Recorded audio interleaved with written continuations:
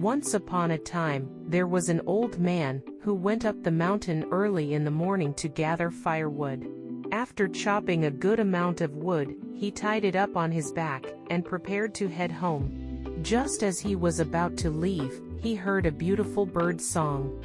He sat down to enjoy it for a while, and when he stood up, he noticed a clear, sparkling spring in front of him.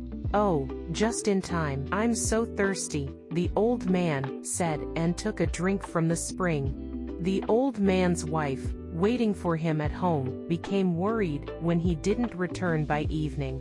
She ventured out into the dark, searching for him, and soon spotted a figure carrying firewood. She was certain it was her husband, even though it was too dark to see his face. Together, they walked back home.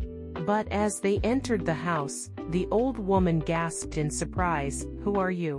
The darkness of the mountains had hidden the truth. Her husband had turned young. He told her the story of the magical spring, and the next morning, he took her by the hand and led her to the spring. "This is the spring I told you about," the old man said. "You should drink too."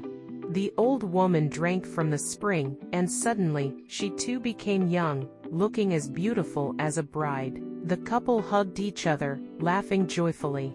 A greedy old man, hearing of their transformation, became jealous and hurried to the spring, hoping to become young as well. However, his greed got the best of him. He drank far too much of the magical water. When the old couple went to check on him later, they found only a crying baby beside the spring.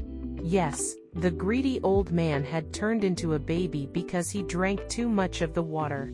The rejuvenated couple lovingly cared for the baby, raising him to become a kind and honest person. And so, they lived happily, sharing their love and kindness with the world.